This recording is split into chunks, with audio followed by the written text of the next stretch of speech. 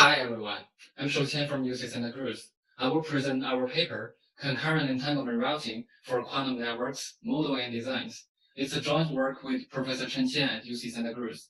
Let's start with the fundamental building block for the quantum network, quantum entanglements.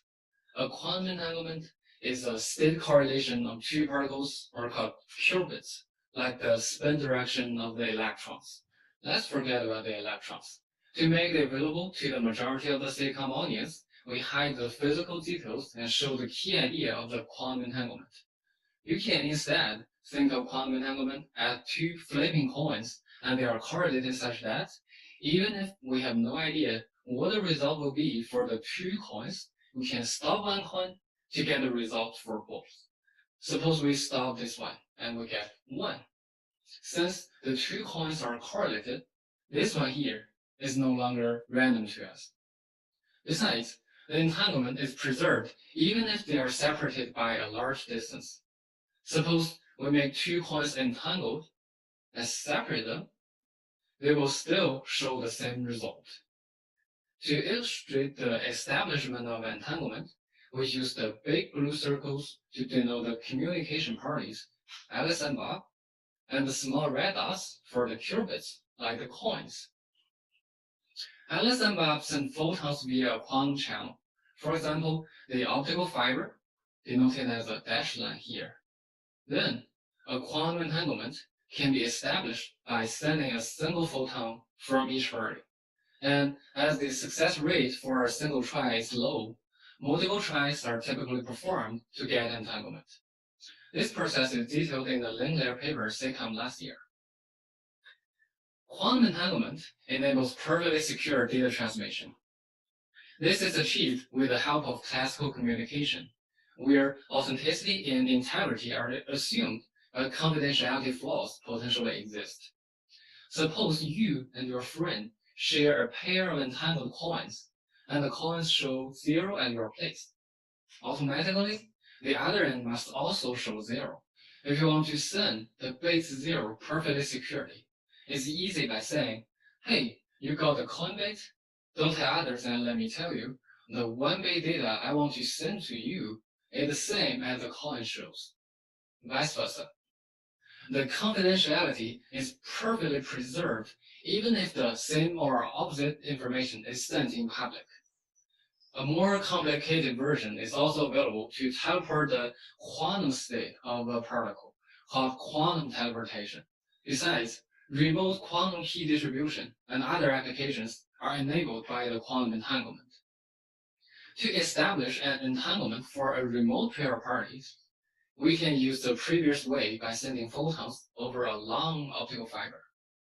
But the problem is, the success rate decreases exponentially with the distance the photons travel. In other words, exponentially more tries should be performed to have a decent success rate. To mitigate the exponential degradation, we can use multiple channels and try entanglements in parallel. Also, we can put relays along the path. The relays are called repeaters. The workflow of building an entanglement via repeaters is as follows. First, local entanglements are built over the optical fiber. Then, each repeater performs a Bell state measurement, or BSM, between its two qubits locally, illustrated in the bold solid line. The repeater needs to inform Alice and Bob about the result of the BSM via classical information. This message is typically 2 bits in length. After that, Alice and Bob share a 2-hop entanglement. This workflow is transitive, which enables building entanglements more hops away. 2 major limitations present in the quantum network. First, the preservation time for an established entanglement is as short as seconds. Hence, the hop-by-hop routing that works well in classical network is hard to apply. We adopt the synchronized communication model, which has a slotted and phased timeline. Any routing succeeds or fails in a single slot, and no states are preserved across time slots. Each time slot is further divided into 4 phases to synchronize. The second limitation is the hardware resource contention, including the number of qubits in a quantum computer and the number of quantum channels on a node connecting its neighbors. The two unique types of resources are both limited in number and allocated exclusively in a time slot. We use the following animation to demonstrate the slotted communication model and the resource contentions. Let's consider the quantum network model. First, we have a number of nodes. Each node is equipped with a classical computer and a quantum computer, and thus it has classical and quantum processing power at the same time. All nodes have access to the internet and can communicate with each other on the classical computer part, with potential confidentiality flaws, and we assume the integrity of the classical communication. We use the dashed line to denote a quantum channel. The nodes are connected with the quantum channels to form the quantum part of the network. You may notice that more than one channels may present among the same pair of nodes, and hence, multiple entanglements may be established simultaneously. To establish a local entanglement, each end of the channel should be assigned with a qubit, as the legend shows. And the local entanglement is shown as a solid line between the qubits. The quantum processing power of a node is determined by the number of qubits it holds in a quantum computer. For example, with 3 qubits in node 9, it can simultaneously establish 3 entanglements with its neighbors. As there are more than 3 channels connecting the outside, the qubits are properly assigned up to 3 channels, 1 qubit per channel. As a pair of neighbors may share multiple parallel channels, like node 7 and node 9, multiple pairs of qubits can be assigned to the parallel channels. Let's move on to the communication model by following the workflow of a single time slot with 4 phases. In phase 1, from pure classical communication, each node is informed of a list for the node pairs to build a multi-hop entanglement. In this example, a single pair, node 3 and node 11. In phase 2, each node exclusively assigns its qubits to quantum channels connecting it. This assignment is based on a consistent path selection across different nodes. For example, the highlighted 2 paths are selected. Then, the qubits are assigned to the channels to fulfill the path.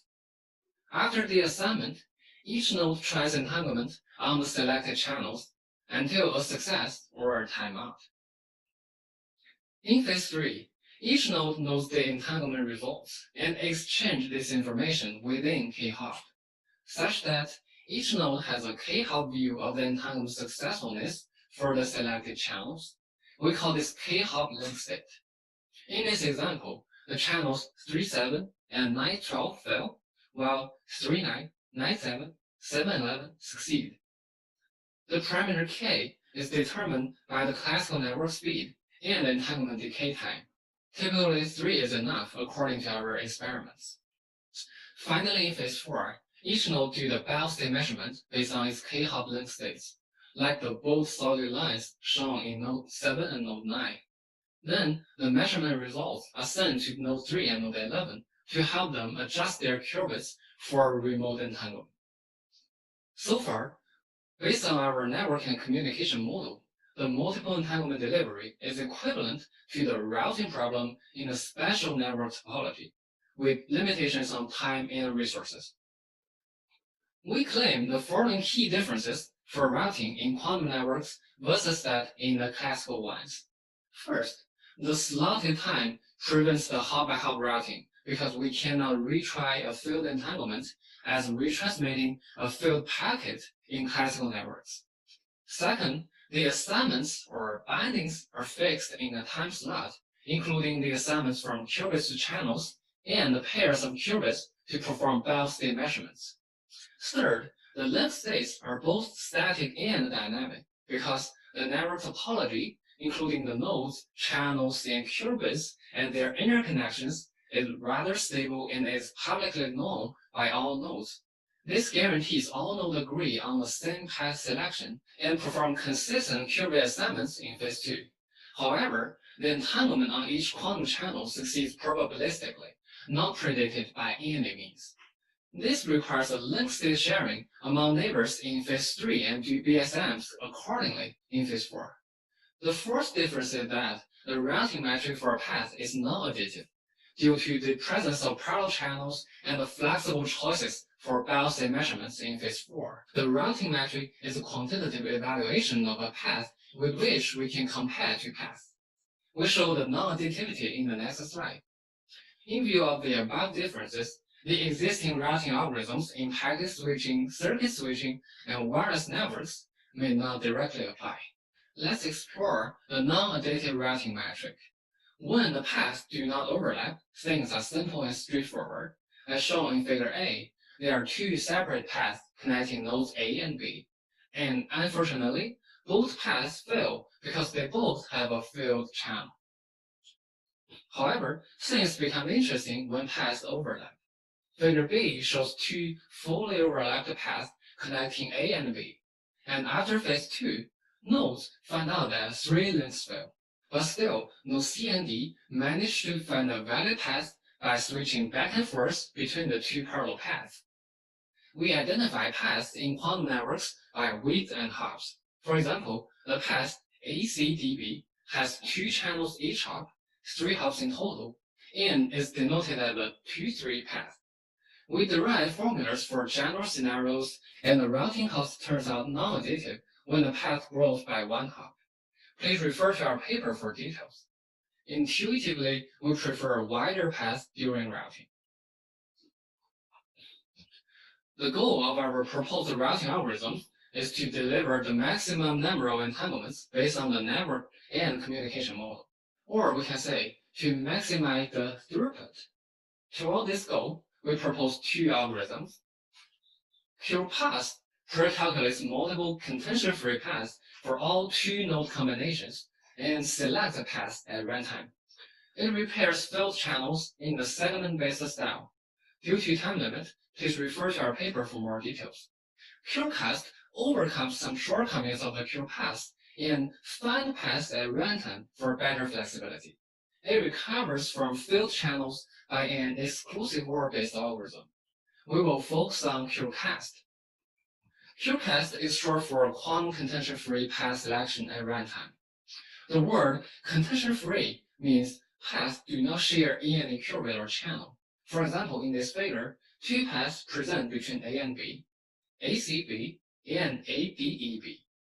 They don't share any qubit or channel, and thus they are contention-free.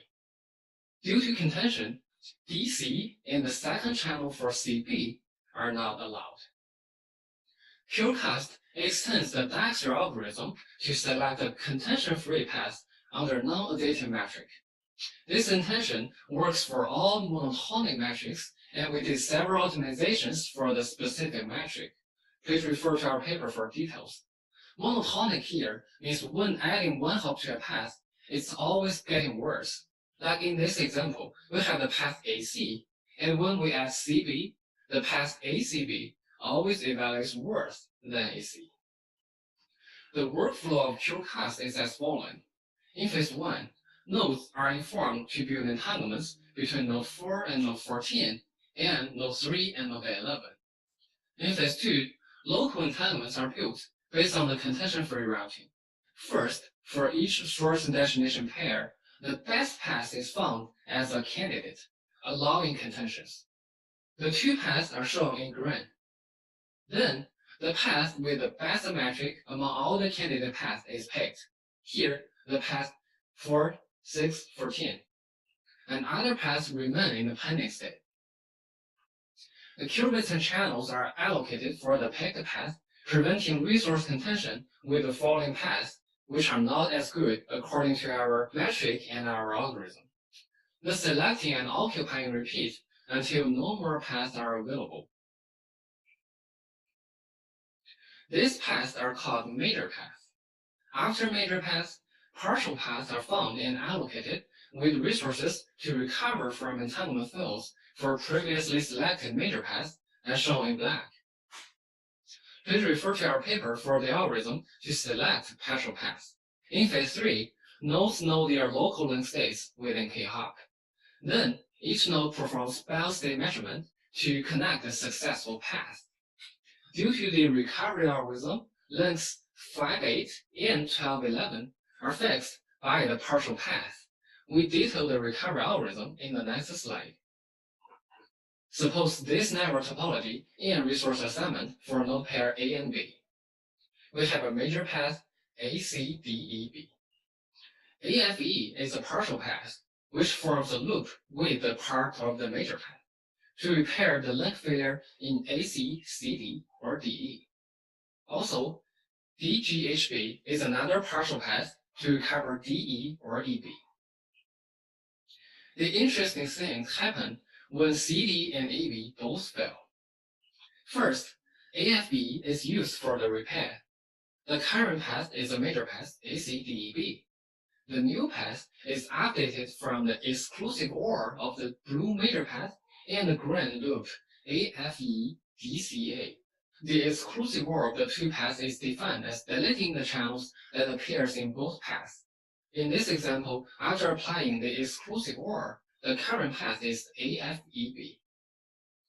Similarly, to repair EB, the black loop is applied to the current path via exclusive OR.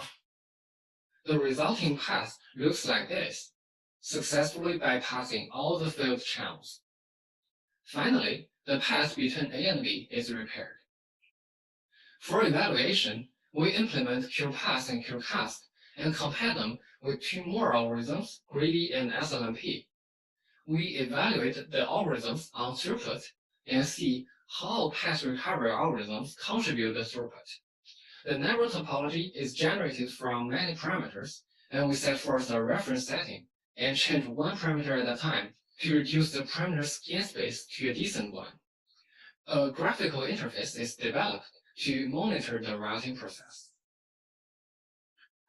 This figure shows the cumulative distribution function of throughput for QPath, QCast, Greedy, and SLMP under the reference setting. The throughput results are calculated in terms of entangled bits per time slot, or EPS. QCast shows great advantages over other algorithms and outperforms the QPath about 4 EPS. QCast is also the most reliable because it seldom delivers less than 5 EPS. If we lower the entanglement success rate from 0.6 to 0.3, all algorithms degrade like this. SLMP seldom delivers an entanglement. If we enlarge the network size from 100 nodes to 400 nodes, the throughput degrades about 30%. In phase 3, each node shares its link states with its k-hop neighbors, and hence k influences the path recovery performance. The infinity here means all link states are known by all nodes in phase 3 in our simulation. K contributes little to the overall performance because most path failures are just one hop, which can be recovered with local link states. Setting K to 3 is sufficient for QCast. We evaluate the scalability of the routing algorithms with the size of the network N. A larger network means the average distance of the SD pair is longer, and all the algorithms exhibit a logarithmic throughput degrees with the network size. We evaluate the scalability of the routing algorithms with a number of concurrent source and destination pairs. Due to resource contentions, all algorithms scale sublinearly. We evaluate the contribution of recovery paths to the overall throughput for both QPath and QCast by comparing their throughput with that of their recovery path-free versions. With path recovery, the QPath performs slightly better, while QCast enjoys a larger improvement, about 1 entanglement per time slot. As a conclusion, we introduced a quantum network model and associated communication model for routing entanglements. The model shows its differences from classical network, the slotted time, the probabilistic link states, and the non-additive routing metric. We propose two algorithms based on the network model. QPath focuses on calculating contention-free paths offline, while QCast finds paths with better flexibility at runtime. We believe much more smart algorithms for routing entanglements are on their way, and more optimization goals can be taken into consideration, such as better fairness and better quality of service. If you're interested in more details, please feel free to read our paper and contact us via email. Please feel free to try our implementation of QPath and QCast on this link. Thank you for listening. Any questions?